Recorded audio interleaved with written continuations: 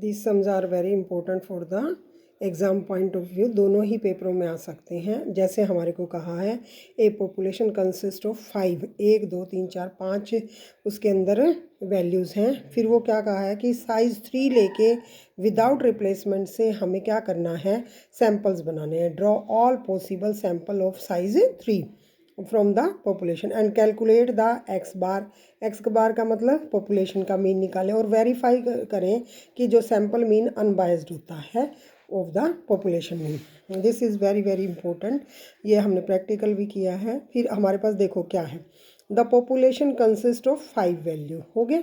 अब total number of all possible sample 3 कैसे बनेंगे विदाउट रिप्लेसमेंट में, 5C3 5 factorial by 3 factorial into में कैसे लिखोगे, 5 फैक्टोरियल बाय 3 फैक्टोरियल इंटू में 2 फैक्टोरियल का डिफरेंस। तो आप देखोगे कैलकुलेशन हमारे पास 10 आ जाएगी। ठीक है, अब हमारे पास जो सैंपल बनेंगे विदाउट रिप्लेसमेंट कहा है, तो देखो 3 3 5 यानी कि 3 के साथ 5 4 5 3 3 को ही हम कितनी बार रिपीट करेंगे, पहले तो 1 2 3 4 5 है ना।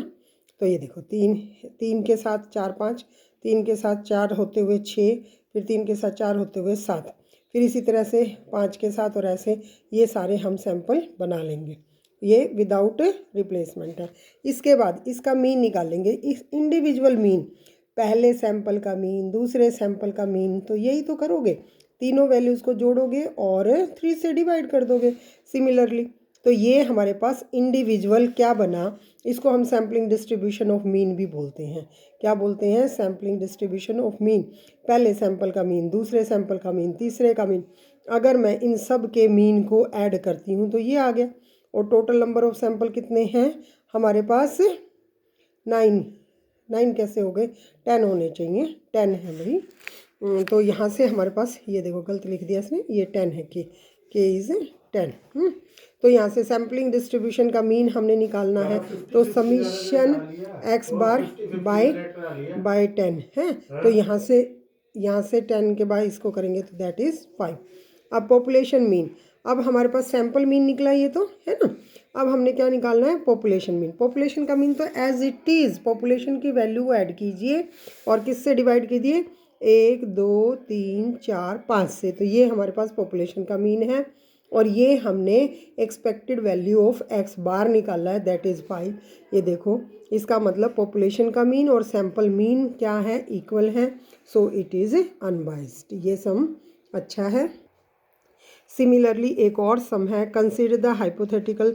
ऐसे ही पॉपुलेशन ऑफ साइज क्या है उसका, 1 2 3, और उसके हमने sample of size 2 with replacement बनाने हैं। Calculate the x bar and variance आप निकाल लें, तो हम एस स्क्वेयर और ऐसे निकालेंगे। ठीक है, तो अब हमारे पास विद रिप्लेसमेंट है तो हमेशा इस तरह से बनता है ना, एन की पावर एन। 3 है और 2 का साइज लेके यानी कि 9 बनेंगे, जिसमें कि रिपीटेशन अलाउड है। तो रिपीटेशन अलाउड है तो हमारे पास ये देखो 1 1 1 2 1 3 3 ये सारे हो गए। अब हमारे पास कितने सैंपल हो गए, ये 9 सैंपल। अब 9 सैंपल का मीन इंडिविजुअल का कैसे निकलेगा, ऐड करेंगे। अब इसका वेरिएंस कैसे निकलेगा, पहले वाले का वेरिएंस माइनस करेंगे मीन में से, दूसरे वेरिएबल को भी माइनस करेंगे और 1/2 से डिवाइड करेंगे। ठीक है, तो यहाँ से हमारे पास ये देखो x1 1 है और इसका मीन है 1.0, तो इसमें से घटा के ऐसे निकालेंगे। सिमिलरली 1 में से मीन घटाएंगे 1.5 1.5। ठीक है, ऐसे ही करके ये सारा ये फार्मूला लगाएंगे। तो यहाँ से हमारे पास समीशन एस के निकल गया, यहाँ एक्स बार और के। अब हमें क्या चाहिए, इसका स्क्वायर चाहिए। एस स्क्वायर क्या होता है, n-1/s। ठीक है, यानी कि हमारे पास सैम्पलिंग मॉडिफाई क्यों कर रखा है इसने, मॉडिफाई इसलिए किया हुआ है इसने, यहाँ पर मॉडिफाई करने के लिए 2 से मल्टीप्लाई किया, नहीं इस फैक्टर से मल्टीप्लाई किया बेटा। ये जो एस स्क्वायर होता है n-1/s होता है, तो यहाँ पर ये इसके बराबर आ गया। ठीक है, अब हमारे पास सैम्पलिंग डिस्ट्रीब्यूशन और मीन तो आपने निकाल ही लिया, सबका ऐड करके इससे डिवाइड कर दिया। यहाँ पे पॉपुलेशन का मीन ये निकल गया और सैंपल का मीन तो हमने निकाला ही था यहाँ पर। ठीक है, अब वेरिएंस जो हमने निकालना है वो इस तरह से वेरिएंस निकलेगा 1 में से, यानी पॉपुलेशन का 1 2 3 है और एक में से मीन घटा दिया, उसका स्क्वायर करा बाय 3 करा, ये 2/3। अब हमारा जो वेरिएंस आया है वो ये आया है और इसका ये आया है। तो ये हमारे पास क्या है, इक्वल नहीं है।